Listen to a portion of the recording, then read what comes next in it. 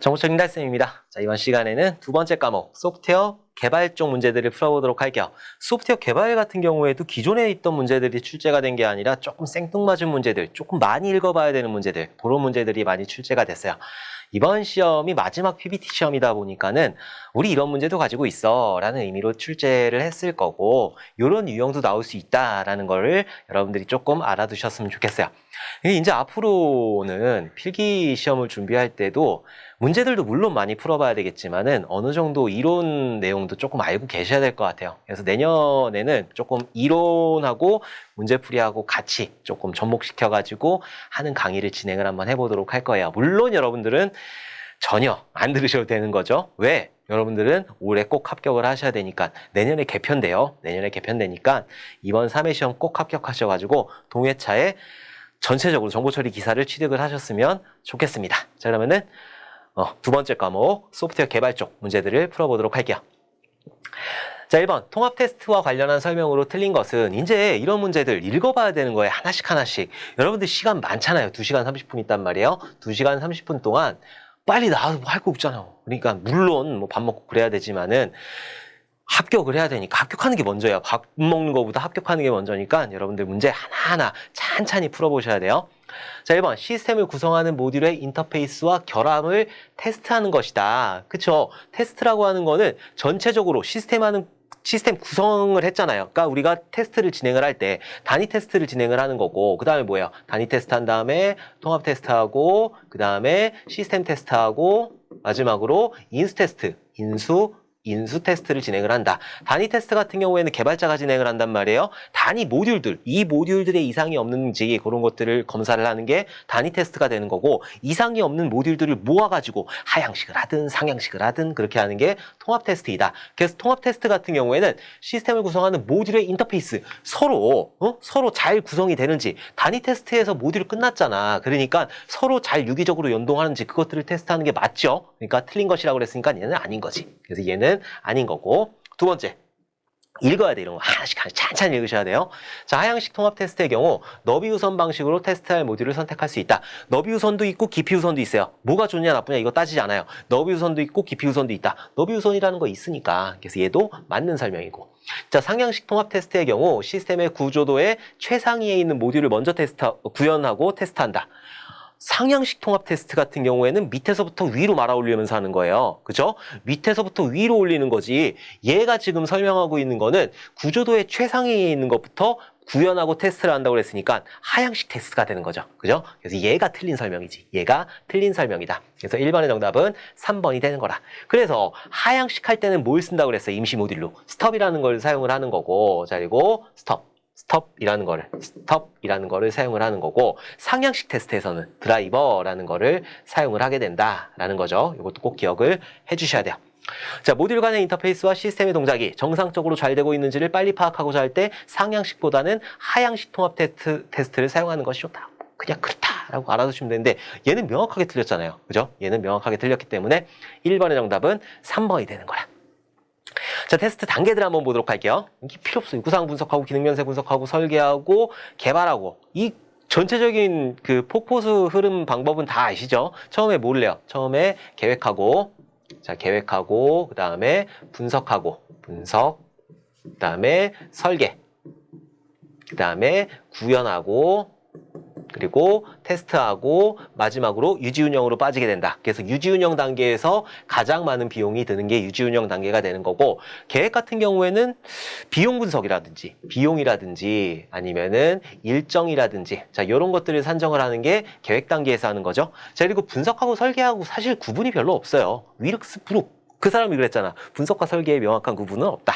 분석 단계나 설계 단계에서는 사용자의 요구사항을 분석하는 거죠. 그래서 여기서는 조금 이게 디테일하게 들어가면은 여기서는 요구사항이라는 거를 분석을 하는 거고, 요구사항 어떻게 분석해? 도, 문, 명, 확 해가지고 분석하잖아요. 그래서 도, 분, 명, 확 해가지고 도출하는 거고, 분석하는 거고, 명세하는 거고, 확인하는 거고, 자, 이런 식으로 거치게 된다. 자, 그리고 설계에서는 여러 가지 모델링, 우리가 그림을 그리는 모델링을 이용해가지고 설계를 하게 되잖아요. DFD를 그린다든지 아니면은 뭐 UML을 그린다든지 ER 다이어그램을 그린다든지 데이터 딕셔너리를 만든다든지 이런 것들을 이용해가지고 설계를 하게 된다. 자, 설계가 끝나고 나면은 구현 단계로 이렇게 들어오는 거고 구현에서는 그 설계서, 여기서 설계서가 나올 거 아니에요? 자, 설계서를 가지고 실제로 개발자들이 구현을 하게 된다. 자, 여기까지가 이제 개발이 되는 거고 거기에 맞춰가지고 테스트를 진행을 해야 되는 거예요. 오케이? 자, 그리고 여기 설계 쪽 같은 경우에도 상위 설계, 하위 설계 이렇게 나눠지잖아요. 상위 설계 같은 경우에는 여기까지가 상위 설계가 되는 거고 실제로 자료 구조라든지 알고리즘을 설계한다라고 하는 거는 하위 설계가 되는 거예요. 이것도 나올 수 있으니까 꼭 기억을 해두셔야 된다. 자, 어쨌든 이런 식으로 진행이 되는 거고 그 다음에 그 개발한 거에 맞춰가지고 개발자들이 뭐를 해요? 단위로 테스트를 하잖아. 하나의 모듈을 만들었으면은 로그인을 했으면 로그인 테스트하는 거고 회원가입했으면 회원가입 테스트하는 거고 그걸 단위 테스트해서 하게 되는 거죠. 자, 단위 테스트가 끝나고 났으면은 그것들을 모듈들을 모아가지고 통합할 수 있는 통합 테스트를 하게 된다. 서로 간의 인터페이스를 잘 되는지 이런 것들을 통합 테스트를 진행을 한다. 그 다음에 하는 건 시스템 테스트. 자, 올라가야 될 거 아니야. 그 다음에 인수 테스트 이런 식으로 진행을 한다. 그래서 얘 같은 경우에는 보통 개발자가 하게 돼요. 그래서 여기서는 정적 테스트라는 거를 진행을 하고 자, 그리고 동적 테스트라는 것들을 진행을 하게 된다. 정적 테스트 같은 경우에는 소스 코드 내부를 보는 거예요. 자, 그리고 동적 테스트 같은 경우에는 동작 방식을 보는, 동작하는 걸 보는 거죠. 입력값을 넣고 출력값을 본다든지 이런 것들 동적 테스트를 진행을 하게 된다. 자, 통합 테스트 같은 경우에는 상향식 테스트라는 게 있고 하향식 테스트라는 게 있고 빅뱅 테스트라는 게 있고 백본 테스트라는 게 있죠. 오케이? 상향식 같은 경우에는 밑에서부터 위로 말아 올리면서 하는 거. 그래서 만약에 위에 있는 모듈이 구현이 안 돼 있다라고 하면은 드라이버라는 거를 만들어 놓는 거고 하향식 같은 경우에는 위에서부터 밑으로 내려오면서 하는 거고 구현이 안 돼 있다라고 하면 스톱이라는 걸 쓰는 거고 빅뱅 테스트 같은 경우에는 한꺼번에 다 테스트하는 거. 쥐똥만 나온 페이지. 뻥 터뜨려가지고 다 하는 거. 백본 테스트 같은 경우에는 상향식하고 하향식하고 같이 하는 거니까 비용이 많이 든다라는 특징이 있어요. 자, 이제 통합 테스트 했으면은 프로그램이 돌아가는 거 아니라 자, 그러면은 이게 실제로 잘 돌아가는지 올려야 돼요. 운영 서버에 올려야 돼. 그래서 시스템 테스트를 진행을 하게 되는 거야. 자, 시스템 테스트에서는 기능 테스트하고 비기능 테스트 이런 것들을 진행을 하는 거죠. 자, 기능 테스트 같은 경우에는 사용자가 요구한 그 기능들이 잘 동작하는지 그걸 보는 거고 비기능 테스트 같은 경우에는 성능이라든지 품질이라든지 보안이라든지 이런 것들을 보는 게 비기능 테스트에서 진행을 하게 되는 거다. 자, 이제 서버로 올라갔어요. 그럼 뭐 해야 돼? 돈 받아야지. 돈 받으려면은 사용자가 테스트를 해야 될 거 아니에요. 여기는 감님이 테스트를 해야 될 거 아니라 그래갖고 인수 테스트라는 걸 진행을 하는데 인수 테스트 같은 경우에는 대표적으로 알파 테스트라는 게 있고 자, 그리고 베타 테스트라는 게 있다. 그래서 알파 테스트 같은 경우에는 개발자하고 사용자하고 같이 진행하는 거고 베타 테스트 같은 경우에는 개발자 빠진 상태에서 사용자만 진행하는 거. 이걸 보고 베타 테스트라고 한다. 이 시험에 나왔어요. 이거 같은 경우에는 그 실기 1회 실기에 나왔거든요. 물론 2회 실기, 3회 실기에 나오긴 힘들겠죠. 그렇지만 이 필기에서도 언제든지 나올 수 있으니까 꼭 기억을 해두셔야 돼요. 여러분들 시험에 나와요.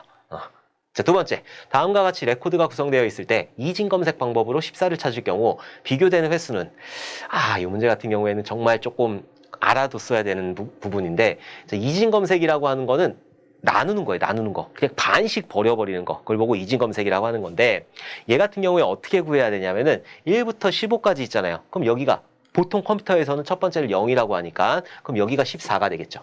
오케이? 0하고 14하고 더하는 거예요. 0하고 14하고 더하면은 14가 되겠지. 이거를 2로 나눠. 자, 2로 이렇게 나누는 거죠. 그럼 몇이에요? 값이 7이잖아. 7. 그죠? 0, 1, 2, 3, 4, 5, 6, 7.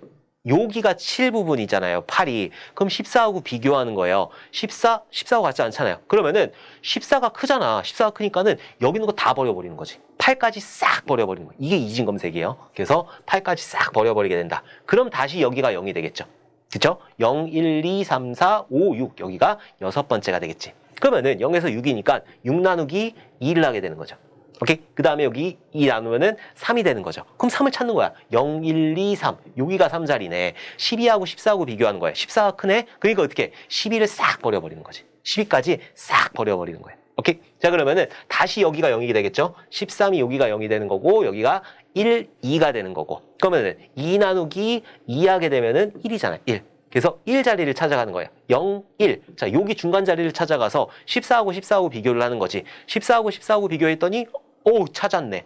3번 만에 찾았잖아요. 그죠? 그래갖고 이번의 정답은 2번. 3번 만에 찾을 수가 있게 되는 거라. 혹시라도 이런 문제가 출제가 되면은 꼭 맞춰주셔야 돼요.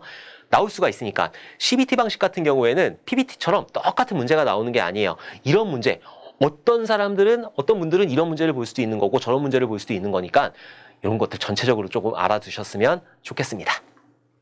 자, 3번 보도록 할게요. 소프트웨어 공학에서 워크스루에 대한 설명으로 틀린 것은, 자, 워크스루하고 인스펙션이라는 것도 있고 동료 검토라는 것도 있고 여러 가지가 있잖아요. 그 세 가지 좀 기억을 해두셔야 되는데 정리는 조금 이따 하도록 할게요. 자, 어쨌든 워크스루라고 그랬어요. 자, 워크스루라고 하는 거는 팀 회의라고 보시면 될 것 같아요. 팀 회의. 자, 사용 사례를 확장하여 명세하거나 설계 다이어그램, 원시 코드, 테스트 케이스 등에 적용할 수 있다. 그러려고 하는 거니까 뭔가 소스 코드가 잘못됐으면, 뭔가 설계서가 잘못됐으면은 그것들을 우리 팀 단위에서 볼 수 있게 하는 회의가 워크스루가 되는 거니까 얘는 맞는 설명이죠. 자, 복잡한 알고리즘 와 같은 기능이나 동작을 이해하려고 할 때 유용하다. 서로 같이 보는 거니까 뭔가 이게 잘 됐는지 안 됐는지 검토회의라는 거니까 얘도 맞는 설명이다. 자, 인스펙션과 동일한 의미를 가진다. 워크스루하고 인스펙션하고는 틀려요. 워크스루는 팀회의인 거고 인스펙션 같은 경우에는 공식회의예요. 공식회의. 그러니까는 내가 만든 사람 빠져버리는 거야. 그게 인스펙션이라고 하는 거다. 그러니까 얘는 틀린 의미예요. 동료 검토, 워크스루, 인스펙션. 동료 검토가 가장 작은 단위, 내 옆에 있는 사람이 봐주는 거. 워크스루 같은 경우에는 팀회의, 그리고 인스펙션 같은 경우에는 전체. 그러니까는 이게 잘 됐는지 전체 회의라고 보시면 될 것 같아요. 인스펙션하고는 틀린 거죠. 그래서 3번의 정답은 3번이 되는 거라. 자, 단순한 테스트 케이스를 이용하여 프로덕트를 수작업으로 해보는 것이다. 서로 팀 단위로 그런 것들을 해보는 거. 뭔가 검토회의를 하는 거니까. 어쨌든 검토하는 거니까. 그죠? 그래서 3번의 정답은 3번. 요거는 인스펙션하고는 틀린 거예요. 조금 문제가 난해하게 나왔어. 자, 그러면은 소스코드 품질 분석하는 것들을 한번 보도록 할게요. 동료 검토라는 게 있어요. 얘는 내 옆에 있는 사람 두세 명 이렇게 모이는 거야. 야, 내 컴퓨터 좀 봐줘. 내 거 이상해. 너 이렇게 이상한 거 봐줘. 이렇게 하는 게 동료 검토가 되는 거라. 두세 명이 진행하는 리뷰의 형태이다. 작성자가 코드를 설명하고 이해관계자들이 설명을 들으면서 결함을 발견하는 형태로 진행하는 기법이다. 이게 내 옆에 있는 사람 그렇게 알아두시면 돼요. 워크스루라고 하는 거는 이제 회의하기 전에 자료를 나눠주는 거야. 내가 만들었어. 그러면은 팀원들한테 자료를 나눠주는 거예요. 그리고 나서 회의를 시작하는 거. 자, 검토 자료를 회의 전에 배포해서 사전 검토한 후 짧은 시간 동안 회의를 진행하는 형태, 그걸 보고 워크스루라고 한다. 자, 그리고 인스펙션 같은 경우에는 공식적 검사회예요. 공식적 검사회의. 작업자 외 다른 전문가가 검사하는 가장 공식적인 리뷰 기법이다. 그래서 그게 인스펙션이다. 이런 것들을 해가지고 소스코드 품질 분석을 해가지고 어떤 걸 해야 돼요? 리팩토링을 해야지. 리팩토링이라는 거를 진행을 하게 된다. 이것들을 동료 검토가 뭐고 워크스루가 뭐고 인스펙션이 뭐고 이것들을 하나하나 달달달달 외우면은 이해가 안 가는 거라. 나중에 가면은 워크스루가 이거 갖고 동료 검토가 저거 갖고 막 그러는 거라. 이것들을 같이 묶어서 외워야죠. 동료 검토는 두세 명, 워크스루는 팀회의, 그리고 인스펙션은 공식적인 회의. 자, 이런 것들을 통해서 뭐를 한다? 리팩토링이라는 걸 한다. 기능은 그대로 두는 거예요. 기능은 그대로 두고 소스코드 품질 분석이잖아. 이 소스코드의 품질이 이상하니까는 기능은 그대로 둔 상태에서 그 안에 있는 소스코드가 잘못됐으니까 뭘 한다? 리팩토링이라는 거를 진행을 한다. 이렇게 한꺼번에 외워두셔야죠. 동료 검토하고 워크스루하고 인스펙션 한 다음에 그것들을 통해서 리팩토링이라는 거를 진행을 한다. 이렇게 알아두시면 될 것 같아요. 오케이? 갑자기 천둥번개가 치기 시작했어. 그렇다고 이제 강의를 접을 수도 없고 그러니까 조금 좀 잡음이 들어가도 조금만 양해를 해주셨으면 좋겠어요. 갑자기 뽕 그러는 거야. 깜짝 놀랐네. 전쟁 난 줄 알았어. 자, 4번 보도록 할게요. 소프트웨어 개발 과정에서 소프트웨어 변경사항을 관리하기 위해 개발된 일련의 활동을 뜻하는 것은 뭐죠? 이거 틀리면 안 돼. 형상관리지, 형상관리. 개발하고 있는 아니면 기획하고 있는 프로젝트의 모든 과정들을 그것들을 모아두는 거예요. 그걸 보고 형상관리라고 한다. 그래서 4번의 정답은 형상관리가 되는 거예요. 복호화는 암호화하고 복호화 이런 것들이 있는 거고 저 자꾸 그래 깨는 거고 저 자꾸 내 거다 이러는 거고 형상관리. 그래서 형상관리 같은 경우에는 되게 중요하죠.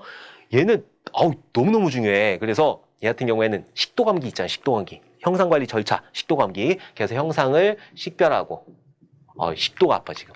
식별하고 그 다음에 형상 식도 통제하고, 식별하고, 통제하고, 그 다음에 감사하고, 마지막으로 기록하고. 형상 식별, 형상 통제, 형상 감사, 형상 기록. 요거 꼭 기억을 해 두셔야 돼요. 베이스라인을 만드는 거는 형상 통제에서 수행을 하는 거다. 요것도 꼭 기억을 해 두셔야 된다. 그리고 C12라는 거 있죠? C12. 형상통제위원회 거기서 수행을 한다는 것도 조금 기억을 해두셔야 돼요. 자, 어쨌든 정리 한번 해보면은 형상관리라고 하는 거는 소프트웨어 개발 과정에서 발생하는 모든 변경을 관리하는 활동이다. 기획이건 디자인이건 개발이건 다 필요 없어. 다 하는 거야. 다 전체적으로 하는 게 형상관리이다. 시작할 때부터 하는 거예요. 프로젝트. 협업을 진행하는 멤버들의 공유 및 변경 이력을 관리한다. 소스코드, 각종 설계 문서, 회의록 등의 모든 문서가 형상관리 대상이 되는 거다. 형상관리 도구에는 대표적으로 CVS라든지 SVN이라든지 Git이라든지 자 이런 것들이 있다. 근데 보통 SVN 요 두 개, CVS하고 SVN 같은 경우에는 중앙 집중식이고 그리고 Git 같은 경우에는 분산형이에요. 그래서 내 컴퓨터에서 관리하고 서버에서 관리하고 이렇게 하는 게 Git이라고 하는 거다. 리누스 토발즈라는 양반이 리눅스를 좀 개발하기 위해서 만든 게 Git이라고 하는 거고 요즘에 많이 써요. Git 같은 경우에는 오케이?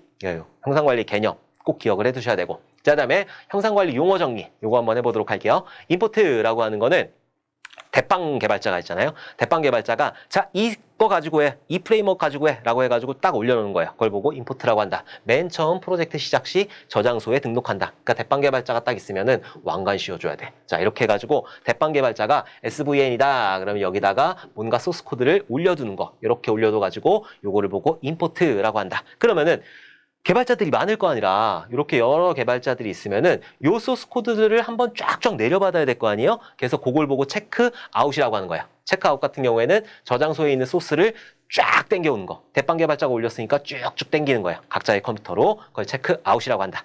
add라고 하는 거는 내가 만약에 여기서 여기 없는 파일이에요. 여기 없는 파일을 만들었어. 그럼 여기다가 추가할 때 쓰는 거. 그걸 보고 add라고 한다. 새 파일을 만들었을 경우 관리 파일로 추가를 한다. 여기다가. 그 다음에 체크인이라고 하는 거하고 커밋하고 두 개가 비슷한 개념이에요. 근데 보통 체크인이라고 쓰지 않아요. 커밋이라고 쓰는 거지. 진짜로. 난 체크인이라는 용어는 정보처리 기사 강의를 준비하면서 그때 처음 들어봤어. 너도 안 쓰니까. 체크인하고 비슷해요. 체크인하고 커밋은 뭐냐면은 여기 있는 파일이에요. 여기 있는 파일인데 A라는 파일을 수정했어. 수정했으면은 여기다 올려가지고 이 사람들도 받아야 되고 이 사람도 받아야 되고 이 사람도 받아야 되잖아요. 그때 쓰는 게 커밋이라고 하는 거예요. 내가 이 저장소, 이 레파지토리에 올리는 거를 커밋이라고 하는 거고 그럼 이 사람 받아야 돼. 받을 때 뭐 해야 되냐면은 업데이트라는 거를 수행을 해야 돼요. 그래서 체크인하고 커밋하고 똑같이 뭐 수정한 파일을 저장소에 저장해서 갱신을 하는 거다. 리비전 1 증가한다는 건 버전 1 증가했다는 거예요. 그 다음에 그 수정된 파일을 누군가는 받아야 될 거 아니에요. 얘가 수정했어, 얘가 수정해서 올렸어. 그럼 얘 받아야죠, 얘 받아야죠, 얘 받아야죠. 받을 때 하는 거를 업데이트라고 한다. 자, diff라고 하는 거는 두 개 소스 코드 비교하는 거예요. 그걸 보고 diff라고 하는 거고, merge라고 하는 거는 이제 충돌이 났어요. 뭐 얘도 올렸고 얘도 올렸단 말이에요. 똑같은 파일을. 그럼 걔를 합치는 거, 그걸 보고 merge라고 한다. 오케이? 이렇게 알아두시면 된다. 이거 다 알아두셔야 돼요. 뭐 트렁크하고 브랜치하고 트렁크하고 브랜치라고 있는데 이것도 해야 되겠다. 이게 트렁크예요. 이게 전체적으로 저장소를 트렁크라고 그래요. 트렁크라고 하는 거고 브랜치를 딴다 하거든요. 브랜치를 딴다라고 하는 거는 여기 이 주 프로젝트에서 뭔가 격가지로 하나를 따가지고 여기서 뭔가 막 수정을 해. 그 다음에 여기서 뭐해? 머지라는 걸 하게 되는 거죠. 이거 왜 할까? 옛날에 요거를 해봤는데 제가 CJ1 작업을 했었어요. CJ1 운영하는 팀이 있을 거 아니에요. 얘는 CJ1은 멈추면 안 되니까 운영하는 팀에서는 여기 트렁크에다 이거 작업을 하는 거예요. 뭔가 계속 변경이 되니까. 근데 그때 장차법이었을 거예요. 장애인 차별금지법이라고 해가지고 그 작업을 수행하는데 한 달 반 정도가 수행이 됐거든요. 얘한테 대구 작업하면 안 돼.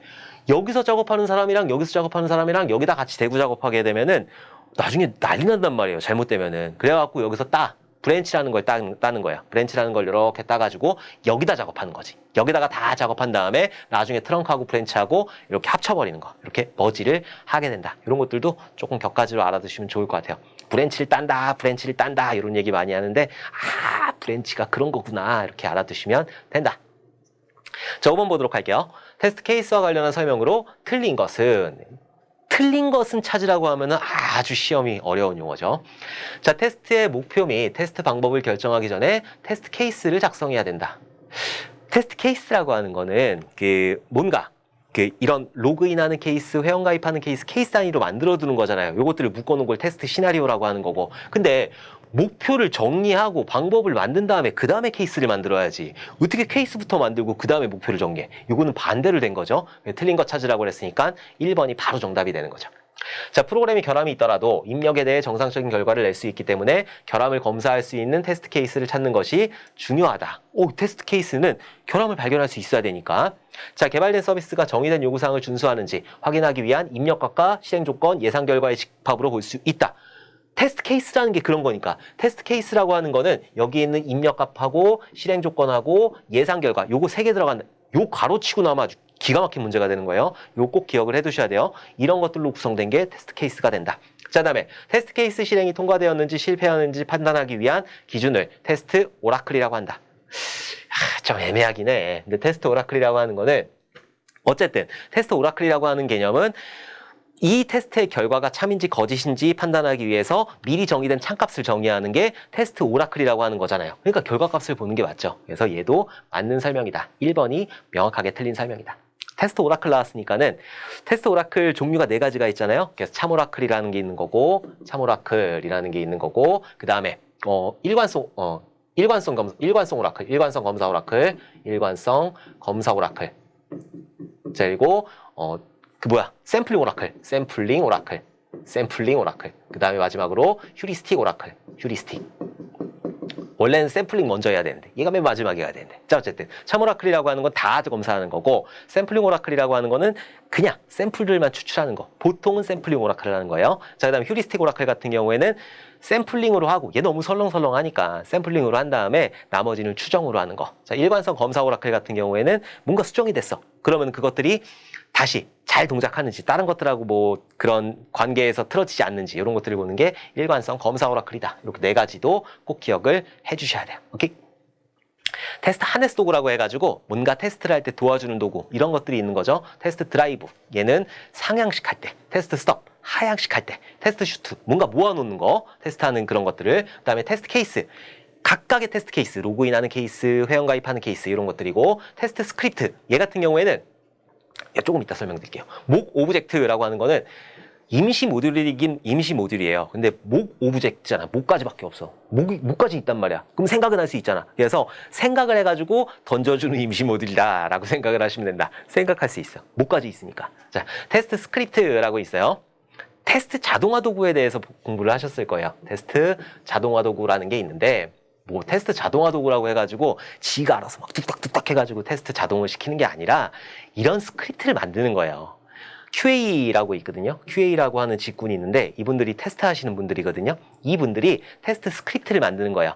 이런 경우에 이렇게 실행하고 이렇게 뭐 테스트를 하고 이렇게 하고 이렇게 하고 이렇게 여기 갔다 저기 갔다 거기 갔다 이렇게 해가지고 주문이 완료되더라 이런 것들 있잖아요. 이런 것들이 만들어 놓는 거야. 만들어 놓고 그 다음에 자동화 도구에다 얻는 거죠. 이 스크립트를 만들어 가지고 자동화 도구에 얻는 거예요. 그럼 이 자동화 도구에서 뭘 하냐? 지가 알아서 막 하는 게 아니라 이 스크립트에 맞춰 가지고 빠르게 많은 실행을 빠르게 진행하는 게 자동화 도구가 되는 거죠. 오케이? 그때 쓰는 게 테스트 스크립트가 된다. 여러분들 대본 이런 거 스크립트라고 하잖아요. 그 테스트 이렇게 하면 된다. 이렇게 테스트를 한다라는 게 테스트 스크립트이다. 오케이? 자, 6번 보도록 할게요. 객체 지향 개념을 활용한 소프트웨어 구현과 관련한 설명 중 또 틀린 거래. 아주 골치 아프고 틀린 거 나오면은 하나씩 읽어야 되니까. 그래가지고 2회 필기에서 시험 시간이 모자란다는 분이 되게 많았어요. 여태까지 시험 모자란다는 그런 시험을 본 적이 없거든요. 정보처리 기사에서. 근데 이런 틀린 거 찾으라고 그러니까 다 읽어야 되니까 한번 보도록 할게요. 객체란 필요한 자료 구조와 수행되는 함수들을 가진 하나의 독립적인 존재이다. 이 객체라고 하는 놈은 내가 가지고 있는 속성하고 연산하고 같이 묶고 있는 거잖아요. 그래서 그거는 맞는 설명이죠. 나라는 이응직이라는 객체는 눈도 있고 코도 있고 입도 있고 귀도 있고 등등등등 그런 것들이 있고 움직인다, 뭐 뛴다, 걷는다, 한다 이런 것들도 있고 그런 것들을 묶어놓은 하나의 독립된 존재이다. 그죠? 나는 하나의 독립된 존재가 되는 거니까 맞는 설명이에요. 자, 자바에서 정보 운익을 표기할 때 프라이빗이라는 의미는 공개이다. 무슨 개똥 같은 소리야.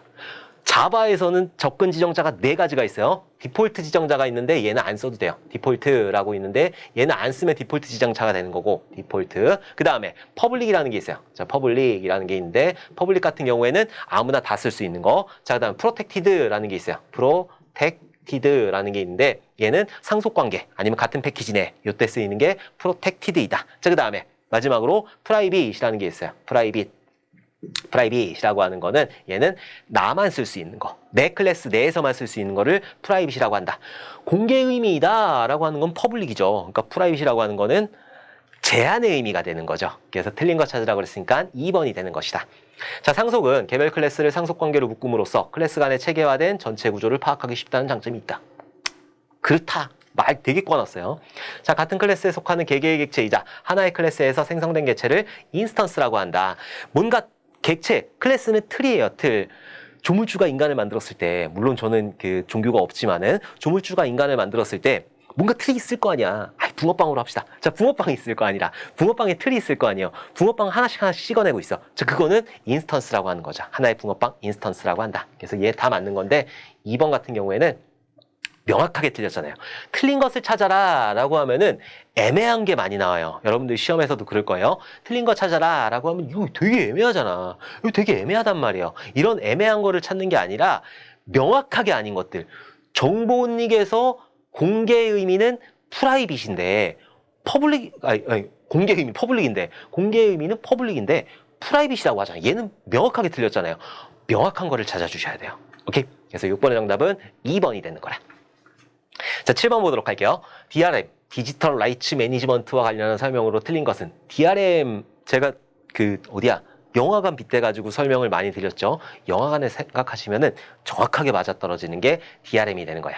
자, 우리가 디지털로 만든 그 제작물 같은 경우에는 컨트롤 C, 컨트롤 V가 가능하잖아. 여러분들 영화 같은 경우에 컨트롤 C하고 컨트롤 V 누르면은 하나 만들어지는 거예요. 내가 메신저로 이렇게 보내버려. 그럼 그것도 넘어가는 거기 때문에 굉장히 이런 유통이라든지 이런 것들, 저작권이라든지 이런 것들이 문제가 많이 된다. 그래갖고 DRM이라는 게 있다. 자, 어쨌든 또 틀린 거 찾으래. 틀린 거 한번 찾아보도록 할게요. 디지털 컨텐츠와 디바이스의 사용을 제한하기 위해 하드웨어의 제조업자, 저작권자, 출판업자 등이 사용할 수 있는 접근 제어 기술을 의미한다. 내가 어떤 디지털 콘텐츠, 영화를 만들었어 라고 하면은 내가 다운로드 받았어요. 자, 그러면은 그게 내 컴퓨터에서 동작할 수 있는지 없는지 이런 것들을 검사해 주는 게 DRM 맞죠? 그죠? 그래서 얘는 맞는 설명이고, 디지털 미디어의 생명주기 동안 발생하는 사용권한 관리, 과금, 유통 단계 이런 것들을 관리하는 기술로도 볼 수 있다. 이 디지털 저작권, 디지털 뭔가 컨텐츠가 만들어진 다음에 요것들이 유통되는 모든 것들을 관리해 주는 게 DRM이니까, 그죠? 얘도 맞는 거고. 자, 클리어링 하우스는 사용자에게 컨텐츠 라이센스를 발급하고 권한을 부여해 주는 시스템을 말한다. 맞을까 틀릴까? 맞지. 클리어링 하우스라는 게 뭐예요? CGV 본사라고. CGV 본사. CGV 본사 같은 경우에는 여기서 사용자가 요금도 결제를 해야 되는 거고, 얘가 라이선스를 내려주는 거예요. 영화관에서 하는 게 아니야. 영화관에서 물론 그 발권도 하고 뭐 이것도 하고 저것도 하고 하긴 하는데, 얘가 하는 게 아니라 CGV 본사에서 내려오는 거잖아요. 그죠? 그렇기 때문에 클리어링 하우스라고 하는 거는 이런 것들, 사용자에게 라이선스를 발급해주고 이런 것들, 그 과금이라든지 이런 것들을 하는 게 클리어링 하우스가 하는 역할이다. 자, 원본을 안전하게 유통하기 위한 전자적 보안은 고려하지 않기 때문에 불법 유통과 복제 방지는 불가능하다. 그럼 뭐 하려고 하는데? 이런 것들, 원본을 안전하게 유통하기 위해서 하는 거잖아요. 유통하기 위해서 DRM이라는 걸 쓰는데 말도 안 되는 걸 갖다 놓았어. 그죠? 잘 읽어보면 충분히 답을 찾으실 수 있다라는 거죠. 7번의 정답은 4번이 되는 거라. 자, DRM 기술 요소들 한번 보도록 할게요. 이런 것들 잘 나오니까. 암호화. 당연히 DRM, 디지털 저작물에는 암호화를 해야 되겠죠. 자, 근데 누구한테 팔았어? 그럼 그 사람은 그걸 볼 수 있어야 되잖아. 잠궈놨으니까 풀 수 있는 키 관리라는 게 당연히 필요하겠죠. 암호화하고 키 관리 같은 경우에는 둘이 이제 아주 친해. 자, 그리고 식별 기술 어디에 있는지, DOI라든지 URI라든지 이런 것들을 이용해가지고 어디에 있는지 이런 컨텐츠에 대한 식별체계 표현 기술이다. 저작권 표현 내 거다라고 하는 거고, 정책 관리 요거를 다운로드 받았을 때 며칠 동안 재생할 수 있냐, 아니면 몇 번 볼 수 있냐, 이런 정책들 관리해줘야 되는 거고, 크랙 방지 깨면 안 되는 거라. 우리 윈도우 깨서 사용하고 있잖아. 그러면 안 되는 거지. 그러면 안 되는데. 자, 어쨌든 크랙 방지. 그리고 인증. 정당한 사용자는 그 인증할 수 있어야 되는 거고, 인터페이스. 상이한 DRM 플랫폼 간의 상호환성 인터페이스. 내가 만약에 영화를 네이버에서 평생 그런 거를 샀어요. 그럼 딴 데서도 볼 수 있어야지. 이런 것들을 보고 인터페이스라고 한다. 사용 권한. 컨텐츠의 사용에 대한 권한을 관리하는 기술 요소이다. 이런 것들, 기술 요소들 잘 나오니까는 필기에서 잘 나와요. 그러니까 꼭 기억을 해 두셔야 돼요. 자, 8번 보도록 할게요. 위험 모니터링의 의미로 옳은 것은, 얘가 만약에 사실 위험이다, 모니터링이다, 그런 거 공부를 했으니까. 근데 위험 모니터링에 대해서 막 이렇게 구구절절 나온 책은 아마도 없을 거예요. 저도 정보처리 기사 관련된 책들을 다 보는데 이런 내용은 없어. 근데 상식적으로 생각을 했을 때 위험 모니터링이다라고 하는 거는 위험을 보고 있는 거잖아요. 그쵸? 그거를 찾으면 되는 거라. 위험 모니터링 난 배우지 않았는데? 그럼 패스. 이게 아니라 한번 읽어보시면 되는 거예요. 위험을 이해하는 것이다. 아이, 모니터링이라는 거야. 이렇게 감시하는 거야. 이렇게 감시하는 거. 그 이해하는 게 아니죠. 그죠? 첫 번째 조치로 위험을 피할 수 있도록 하는 것이다. 위험을 피하는 거는 모니터링은 감시만 하는 거지. 그쵸? 얘도 아니고 위험 발생 후 즉시 조치하는 위험을 뭔가 처리하는 거죠. 얘는 처리하는 거죠. 처리.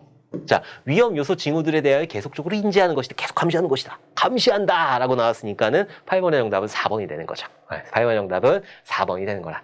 위험 모니터링이라는 걸 모른다고 하더라도 우리가 모니터링이라는 의미만 알고 있으면은 충분히 푸실 수 있는 문제이다. 그래서 모니터링 공부를 하실 때 APM 공부하셨을 거예요. 어떤 교재를 가지고 공부를 하셨든 어떤 강의를 들으셨든 APM이라는 거를 공부를 하셨을 거다. APM이 하는 역할은 그 어플리케이션이 잘 돌아가고 있는지, 뭔가 메모리 누수는 없는지, 아니면은 뭐 트랜잭션이라든지 이런 것들에 문제가 없는지 이런 것들을 전체적으로 관리해주는 도구, 그걸 보고 APM 도구라고 한다. 그래서 대표적으로 뭐 제우스란다. 제우스는 와쓰고 APM 도구 보면은 스카우터라는 것도 있고 스카우터인가 아무튼 이거 있어요. 자, 그리고 제니퍼 소프트. 제니퍼라는 것도 있다. 그래서 저는 이 제니퍼 많이 썼다고 그랬잖아요. 그래서 이 어플리케이션이 돌아가면서 뭔가 메모리 누수는 없는지, 그리고 뭐 커넥션은 잘 돌아가고 있는지, 뭐 트래픽들은 괜찮은지, 이런 것들을 전반적으로 관리해주는 도구를 APM 도구라고 하는 거고, 그런 종류들에는 이런 것들이 있다. 스카우터라든지 제니퍼라든지 이런 것들이 있다라는 거죠. 어쨌든 모니터링 할 때 쓰는 거. 8번 정답은 4번이다. 자, 9번 보도록 할게요. 동시에 소스를 수정하는 것을 방지하며 다른 방향으로 진행된 개발 결과를 합치거나 변경 내용을 추적할 수 있는 소프트웨어 버전 관리 도구는, 아까 버전 관리 도구 여러 가지가 있다고 그랬잖아요. SVN도 있고 Git도 있고 그리고 CVS 이런 것들도 있고 여러 가지가 있는데 없어.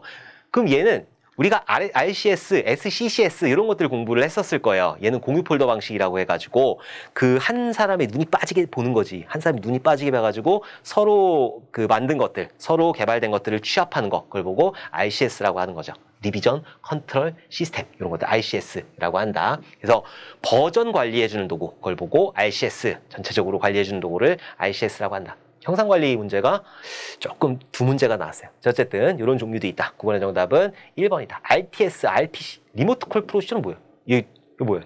RPC. 얘는 미드웨어. 얘는 미드웨어가 되는 거지. 미드웨어가 되는 거다. 얘도 아마 한 번쯤은 보셨을 거예요. 어떤 교재를 보셨든 RCS, SCCS 뭐 이런 것들 충분히 보셨을 거니까는 맞추셔야 돼요. 맞추셔야 돼요. 자, 10번 보도록 할게요. 화이트박스 테스트와 관련한 설명으로 틀린 것은 얘 진짜 애매한 문제거든요. 사실 이런 문제 내면 좀 그래요. 왜냐면 화이트박스 테스트라고 하는 거는 소스코드 내부를 보면서 하는 테스트예요. 그러니까 정적 테스트와 가까워. 근데 제가 강의를 진행하면서 그렇게 얘기를 했어요. 정적 테스트하고 동적 테스트하고 분류하는 거지, 화이트박스 테스트가 정적 테스트이고 블랙박스 테스트가 동적 테스트, 이건 아니다. 아예 분류 자체가 틀리다라고 말씀을 드렸었어요. 그래서 사실 이렇게 문제를 내면은 좀 그래요.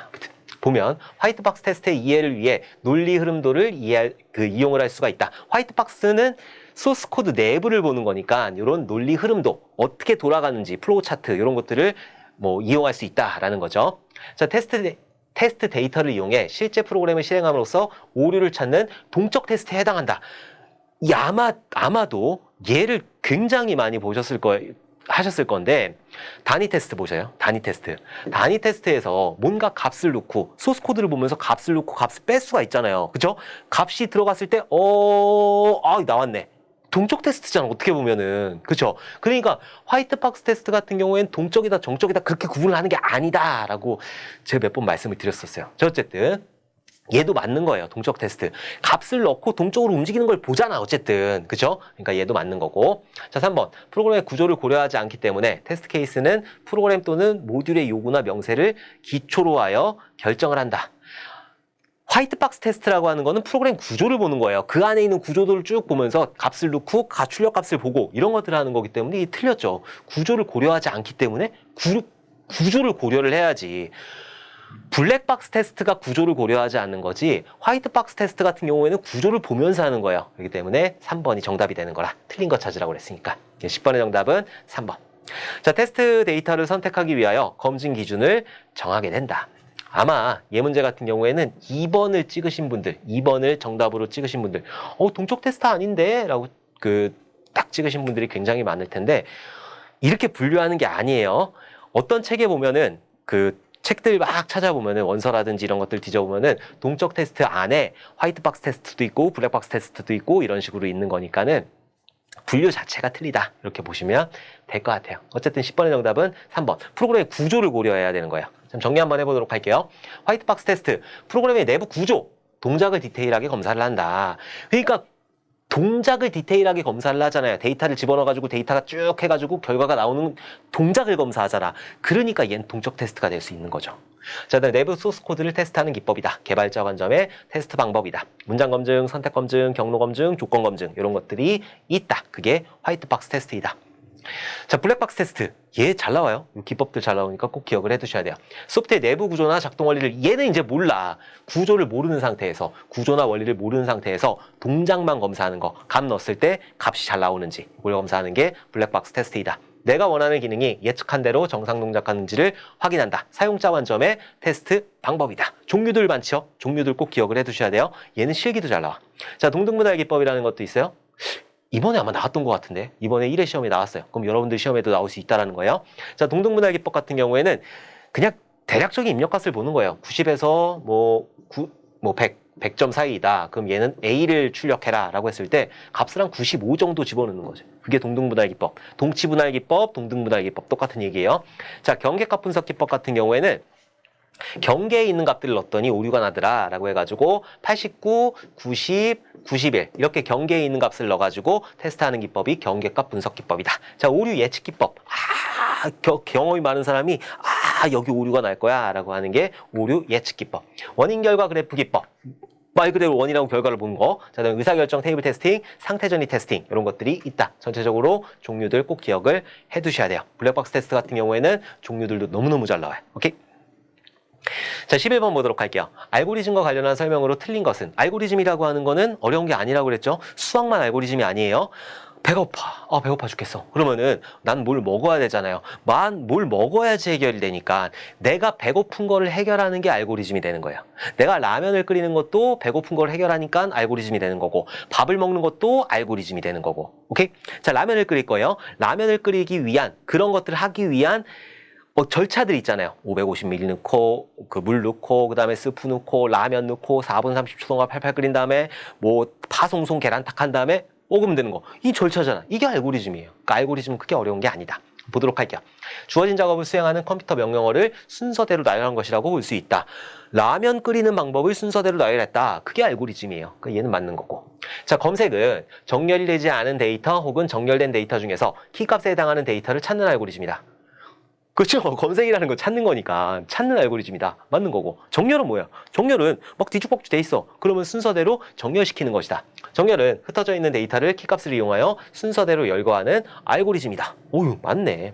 자, 선형 검색은 검색을 수행하기 전에 반드시 데이터의 집합이 정렬되어 있어야 된다. 선형 검색이라고 하는 게 뭐냐면은 5, 9, 7, 6, 7, 1, 3. 자, 이런 식으로 돼 있어요. 선형 검색은 내가 만약에 7을 찾을 거야. 그럼 처음부터 쭉쭉쭉쭉쭉 찾는 거예요. 선형으로 찾는 거. 그러면은 선형으로 찾을 때 1, 2, 3, 4, 5, 6, 7, 8 이렇게 돼 있든 5, 9, 7, 1, 3 이렇게 돼 있든 아무 상관이 없잖아요. 그렇죠? 그렇기 때문에 얘는 반드시 집합이 정렬되어 있어야 된다? 이런 조건은 없는 거죠. 그냥 막 찾으면 되는 거니까. 그래서 얘가 틀린 거, 정답이 되는 거죠. 11번의 정답은 4번이다. 자, 12번 보도록 할게요. 버블 정렬을 이용하여 다음 자료를 오름차순으로 정렬할 경우 패스 1의 결과는, 버블 정렬 뭐예요? 인접해 있는 것들을 버블 해가지고 정렬을 하는 거죠. 버블 정렬 모르겠다라고 하시는 분들은 제가 특강으로 찍어놓은 거 있으니까 거기 가시면은 할 수 있어.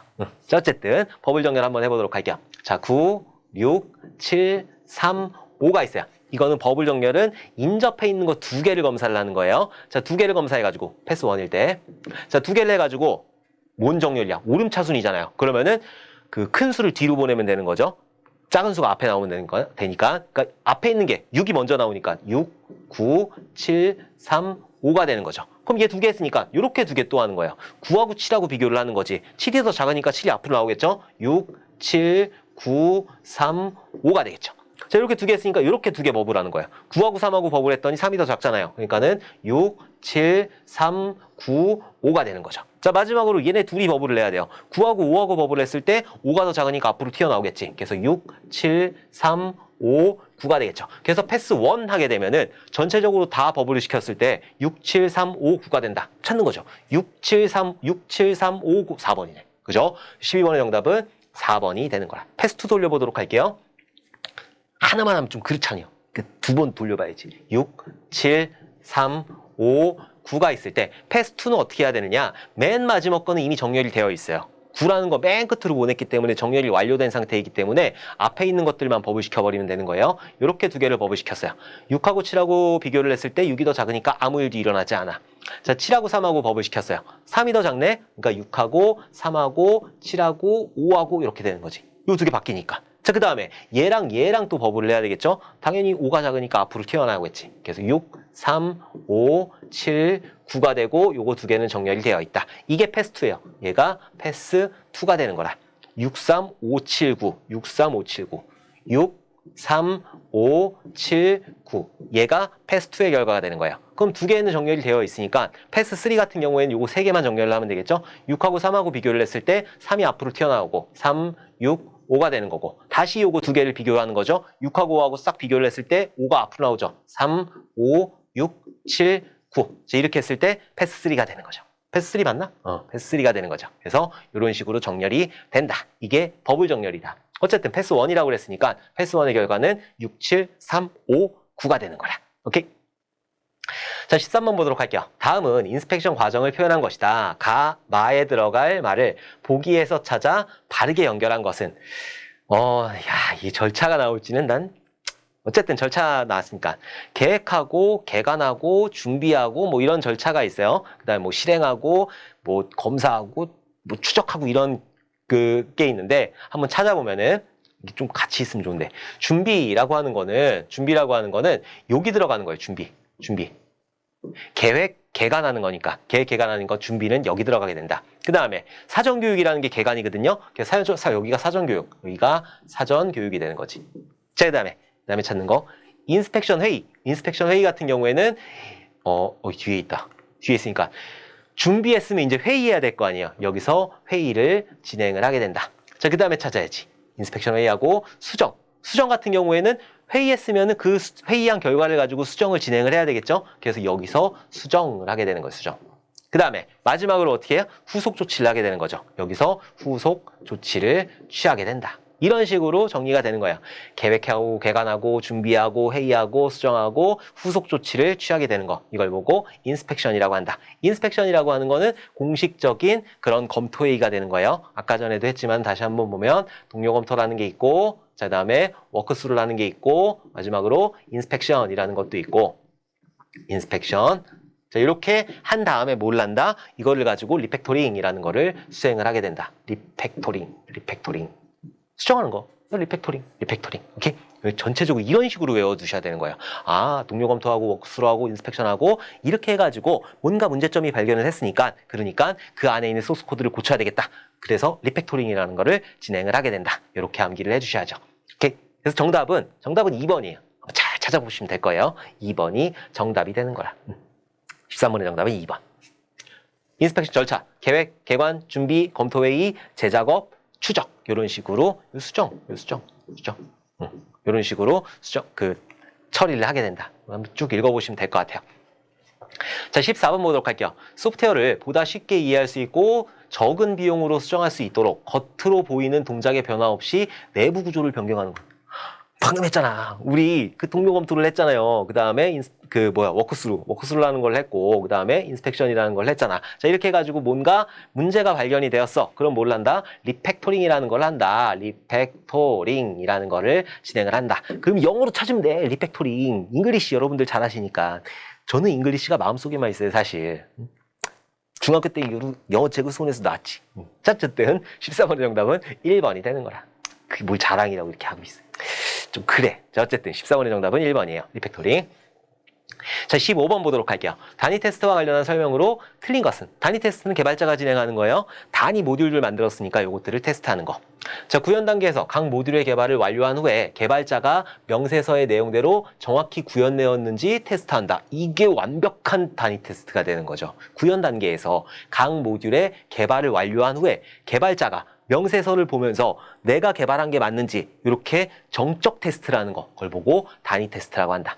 자, 모듈 내부의 구조를 구체적으로 볼 수 있는 구조적 테스트를 주로 실행한다. 모듈 내부를 보는 거니까, 그죠? 얘도 맞는 거고, 필요 데이터를 인자를 통해 넘겨주고 테스트 완료 후 그 결과값을 받는 역할을 하는 가상의 모듈을 테스트 스톱이라고 하는. 얘 문제 더럽게 냈는데 얘 정답이에요. 그래서 15번의 정답은 일단 3번이에요. 얘는 스톱이 아니라 드라이버예요, 드라이버. 자, 테스트할 모듈을 호출하는 모듈도 있고 테스트할 모듈이 호출하는 모듈도 있다. 그쵸? 단위 테스트를 할 때 내가 얘도 호출할 수 있고 쟤도 호출할 수도 있으니까. 그러니까 이런 문제를 봤을 때 얘를 찾으려고 노력을 하시면 안 돼요. 얘가 스톱인지 드라이버인지 그런 것들을 찾기가 애매하니까 명확한 걸 찾아주셔야 되는 거예요. 얘 같은 경우에는 당연히 개발자가 테스트를 하는 거고 그 안에 있는 것들을 봐야 되는 거고 내가 다른 모듈 뭔가 다른 모듈하고 연관이 있을 수도 있으니까 그런 것들도 봐야 되는 거지. 그 얘도 맞는 거고 그럼 얘가 애매하네. 그럼 얘 찍어버려야 되는 거지. 그런 식으로 여러분들이 정답을 찾아주셔야 돼요. 그래서 얘가 왜 틀렸냐. 테스트 드라이버.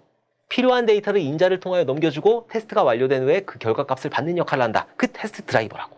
자, 테스트 스톱 같은 경우에는 테스트할 모듈이 호출할 때 인자를 통해 받은 값을 가지고 수행한 후에 그 결과를 테스트할 모듈에 넘겨주는 역할이다.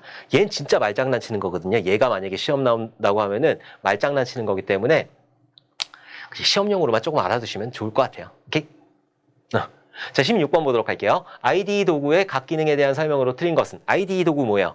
인터그레이티드 디벨롭먼트 엔바이러먼트 통합 개발 도구잖아요. 그러니까 개발자가 개발을 할 때 옛날에는 그 문서 작성하는 에디터 따로, 그리고 컴파일러 하는 거 따로, 그리고 뭐 형상 관리하는 거 따로, 테스트하는 거 따로, DB 보는 거 따로 했는데 그것들을 개발하기 편하기 위해서 모아놓은 거, 요걸 보고 IDE 도구라고 하는 거죠. 그래서 케이스 도구라는 게 있잖아요. 케이스 도구. 케이스 도구라는 게 뭐예요? 소프트웨어 엔지니어링, 소프트웨어 만드는 과정을 aided, 도와준다. 누가? 컴퓨터가 도와준다. 케이스 도구. 그게 케이스 도구잖아요. IDE 도구도 마찬가지예요. 소프트웨어를 만드는 거를 컴퓨터가 도와주는 거기 때문에 이것도 케이스 도구에 들어가게 되는 거죠. 오케이? 어쨌든 케이스 도구는 알아두시라고. 또 있어. 상위 케이스 도구라는 게 있고 하위 케이스 도구라는 게 있잖아요. 상위 케이스 도구 같은 경우에는 설계할 때 쓰는 거. 하위 케이스 도구 같은 경우에는 이런 것들 개발할 때 쓰는 거. 이런 게 하위 케이스 도구이다. 이런 것들도 알아두셔야지. 자, 어쨌든 설명으로 틀린 거 찾으라고 그랬어요. 코딩, 쓰는 거. 프로그래밍 언어를 가지고 컴퓨터 프로그램을 작성할 수 있는 환경을 제공한다. 에디터를 제공한다라는 거죠. 이게 맞는 거고. 컴파일, 저급 언어의 프로그램을 고급 언어로 프로그램으로 변환하는 기능을 한다. 컴파일이라고 하는 거는 인간이 만든 고급 언어를 컴퓨터가 할 수 있는 저급 언어로 변환해 주는 거잖아요. 그게 컴파일이라고 하는 거죠. 그래서 얘는 두 개가 틀린 반대로 써진 거죠. 그래서 16번의 정답은 2번이다. 저급 언어를 가지고 고급 언어로 바꿀 수는 없어요. 그런 거는 역컴파일러라고 해가지고 있기는 한데 제대로 나오지도 않고 잘 쓰지도 않아. 말도 안 되는 거. 어쨌든 저급 언어를 가지고 고급 언어로 바꾸는 게 아니라 고급 언어의 프로그램을 저급 언어로 바꾸는 게 컴파일이다. 디버깅은 뭔가 버그를 봐가지고 고친다라는 거잖아요. 디버그하는 거니까. 자, 프로그램에서 발견되는 버그를 찾아 수정할 수 있는 기능이다. 내가 뭔가 잘못 썼어. 그럼 빨간색으로 이렇게 가 있어. 그걸 디버깅이라고 한다. 자, 디플로이먼트, 배포하는 거, 배포. 그러니까 내가 저기 저기 서버에다가 배포하는 기능. 그것들을 디플로이먼트, 소프트웨어를 최종 사용자에게 전달하기 위한 기능, 배포라고 한다. 그래서 배포 같은 경우에는 우리가 젠킨스라는 것도 있고 엔트라는 것도 있고 메이븐이라는 것도 있고 자, 그리고 메이븐, 그레들 여기다 위에다 써야 되겠다. 그래들 아이고 참나 잉글리시가 마음속에 와 있어. 그래들이라는 것도 있다. 이런 것들이 이제 배포 도구가 되는 거죠. 배포 도구라고 하는 거는 서버로 올리는 거예요. 서버로 올려가지고 여러분들이 확인할 수 있게 하는 거. 이걸 보고 이런 배포 도구라고 한다. 오케이? 자, 17번 보도록 할게요. 아래 트리 구조에 대하여 후이 순회한 결과는 왜 헷갈린다라고 하시는 분들은 제가 많이 그 특강에서 다뤘잖아요. 이것만 따로 트리 순회하는 특강도 따로 있으니까 몇 번만 연습하시면은 여러분들 충분히 하실 수 있어요. 후이 순회라고 하는 거는 나중에 돌아가는 거예요. 나중에 방문하는 거예요. 뭐를? 부모를. 기준은 부모니까. 전이 순회는 먼저 방문하는 거예요. 뭐를? 부모를. 중이 순회 같은 경우에는 중간에 방문하는 거예요. 뭐를? 부모를. 후이 순회 같은 경우에는 나중에 방문하는 거예요. 뭐를? 부모를. 그러니까 부모를 가장 나중에 방문하는 거죠. 그러니까 왼쪽 자식 방문하고 오른쪽 자식 방문하고 그 다음에 부모로 이렇게 올라가게 되는 거. 그걸 보고 후이 순회라고 한다. 자, 왼쪽 자식을 딱 봤는데 왼쪽 자식이 부모네. 그러니까 부모는 나중에 방문한다고 그랬으니까 가장 왼쪽에 있는 자식 D부터 방문하는 거예요. D를 방문하고 자 D를 방문한 다음에 그 다음에 오른쪽 자식을 올라갔는데 오른쪽 자식 없잖아요. 그러니까 방문하지 않고 부모로 이렇게 올라가게 되는 거죠. 일단 이쪽 집안 먼저 해야 되니까. 그래서 B까지 이렇게 방문을 하게 된다.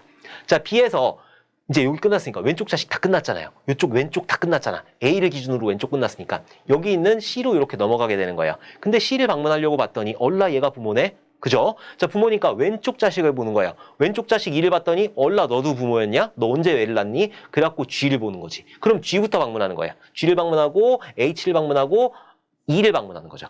왼쪽 자식, 오른쪽 자식, 부모 이렇게 방문하는 거니까 그 다음에 G를 방문하고 H를 방문하고 마지막으로 E를 이렇게 방문을 하게 된다.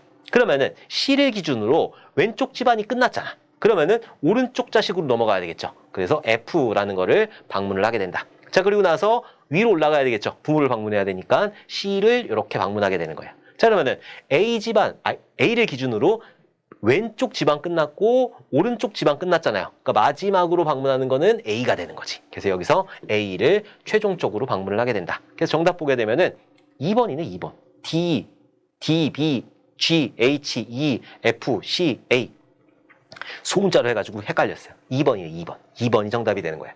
자, 근데 사실 얘 같은 경우에는 이거 편법이긴 한데 보면 A가 가장 마지막에 방문이 되잖아요. 후이 순회니까. 근데 보기 보면은 다 F야. 다 F이고 얘만 하나가 A예요. 그럼 얘가 정답이지. 얘를 제일 마지막에 방문을 해야 되니까. 근데 이렇게 풀지 마세요. 이렇게 편법으로 하지 마시고 몇 번만 이렇게 연습해 보시면 여러분들 충분히 푸실 수 있다. 오케이? 자, 18번 보도록 할게요. 인터페이스 구현 시 사용하는 기술로 속성 값상으로 이루어진 데이터 오브젝트를 전달하기 위해 사용하는 개방형 표준 포맷은 데이터를 전달하기 위해서는 여러 가지를 사용을 해요. XML이라는 것도 있는 거고 그냥 텍스트를 넘겨도 돼. 텍스트라는 거를 넘겨도 되는 거고 요즘에는 많이 쓰는 게 제이슨이라는 거를 넘겨도 되는 거고 여러 가지가 있다. 자, 그 중에서 속성하고 값상으로 되어 있는 거는 제이슨이에요. 제이슨. 그래서 18번의 정답은 제이슨이 되는 거라. 조금 정리를 해보면은 제이슨 같은 경우에는 자바스크립트 객체 문법으로 구조화된 데이터를 표현하기 위한 문자 기반의 표준 포맷이다. 그렇다. 값하고 쌍하고 이렇게 중괄호로 돼 있어요. 중괄호로. 그래서 여기에 여기에 키값하고 그리고 값하고 이런 식으로 들어가 있는 게 제이슨이 되는 거예요. 그래서 예전에 제가 좀 오래전에 개발을 했을 때는 XML을 많이 썼어요. 아톰, RSS 뭐 이런 얘기들을 들어보셨을 수도 있어요. 그런 것들은 다 XML로 구현이 되어 있었는데 얘는 길어가지고 좀 짧게 쓰자. 데이터들 왔다 갔다 하는 거 좀 느리니까 짧게 쓰자라고 해가지고 요즘에는 제이슨을 많이 쓴다. 어쨌든 제이슨이라고 하는 거는 키하고 값하고 쌍으로 되어 있어요. 그리고 XML이라고 하는 거 확장된 마커 번호거든요. 우리가 원래 사용하고 있는 마커 번호는 HTML이에요. HTML이라고 하는 마커 번호를 사용하고 있는데 얘는 한계가 있어요. 태그에 한계가 있기 때문에 SGML이라는 게 또 있어요. SGML이라는 게 있는데 얘는 또 더럽게 어려워. 그러니까 내가 만들 수 있는 XML을 만들자. 뭔가 확장해가지고 HTML을 확장해가지고 XML을 만들자라고 하는 게 그 XML 포맷이에요. 옛날에 아주 그냥 인기가 왔다였지. 근데 요즘에 안 써요 잘. 쓰긴 쓰는데 잘 안 쓰더라고. 자, 웹에서 구조화 문서를 표현하고 전송하도록 설계한 마크업 언어이다. 자, CSV, 콤마 세퍼레이티드 밸류즈 몇 가지 필드를 쉼표로 구분한 텍스트 데이터 및 텍스트 파일이다.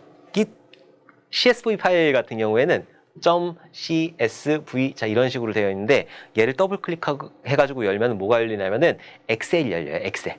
왜냐면 얘 같은 경우에는 콤마로 구분되어 있다고 그랬잖아요. 콤마하고 엔터로 구분되어 있거든요. 그래서 1, 콤마, 뭐 L, 2, 콤마, 뭐 43. 자 이런 식으로 있어요. 엔터를 빵 때려. 그 다음에 2, 콤마, 킴이라고 할까? 킴, 콤마, 30. 자 이렇게 되어 있어요. 얘를 딱 보면은 표 형태로 되어 있잖아요. 표 형태로. 그래갖고 엑셀에서 열려요. 엑셀에서. 이건 상식으로 알아두시면 돼요. 자, 그리고 YAML이라는 것도 있어요. 얘는 종류만 알아두시면 돼. 자, XML, C, 파이썬, 펄, RFC 282에서 정의된 이메일 양식에서 개념을 얻어 만들어진 사람이 쉽게 읽을 수 있는 데이터 직렬화 양식이다. 데이터 직렬화 양식이다. 어디 있어? 데이터 직렬화 양식이 YAML이라고 하는 거다. 이런 종류들도 있다라는 것만 좀 기억을 해두시면 될 것 같아요. 자, 19번 보도록 할게요. 순서가 있는 리스트에서 데이터의 삽입, 삭제가 일어나며 끝에서 한쪽 li, last in, first out 특징을 가지는 자료 구조는 맞춰줘야지 이거는. 19번 같은 경우에는 스택이 되는 거죠, 스택. 그래서 자료 구조 같은 경우에는 대표적으로 스택이라는 게 있고, 스택이라는 게 있고, 그리고 queue라는 게 있고, dec라는 게 있어요. 물론 배열도 있고 여러 가지가 있어요. 얘 같은 경우에는 무슨 구조가 되는 거예요? 선형 구조가 되는 거지, 선형. 선형 자료 구조가 되는 거고, 그리고 비선형 자료 구조 같은 경우에는 트리하고 그래프 이 두 개밖에 없어요. 비선형 같은 경우에는 이 두 개가 비선형 자료 구조가 되는 거다. 스택 같은 경우에는 이렇게 박스가 있는 거죠. 그래서 한쪽으로만 입력이 들어갈 수 있고 한쪽으로만 출력이 나갈 수 있는 거, 이걸 보고 스택 구조라고 하는 거고, q 같은 경우에는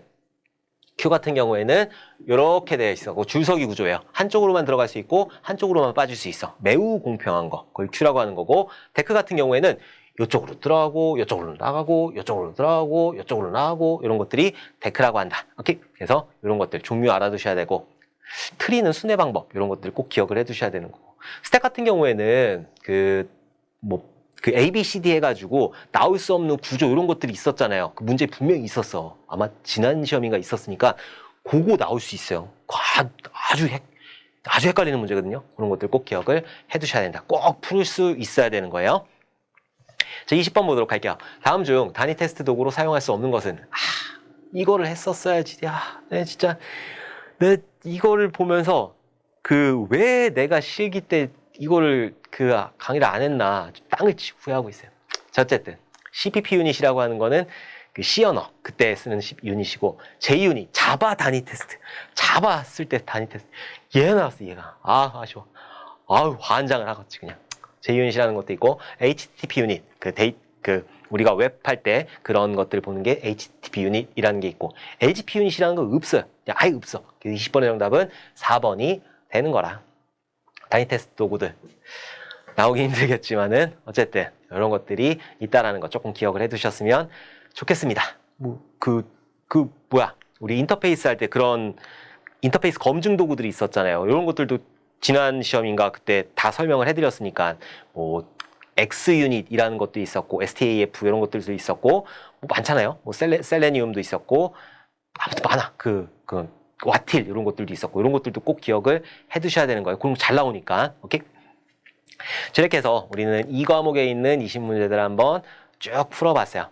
이번 시험도 이 과목이 굉장히 어려웠지. 1과목, 2과목이 굉장히 어려웠어요. 딱딱 떨어지는 문제가 나오는 게 아니라 굉장히 난해하게 막 이렇게 꽈서 나온 문제들이었는데, 이런 문제들도 충분히 나올 수 있으니까 이런 것들도 조금 대비를 하시면 좋을 거고, 앞서서 했던 기출들 있잖아요. 그런 것들도 전부 다 봐주셔야 돼요. 봐주셨으면 좋겠습니다가 아니라 그냥 봐주셔야 돼. 그래야지 문제를 푸실 수가 있다. 어떤 문제가 어떻게 출제가 될지 몰라요. 복불복이기 때문에.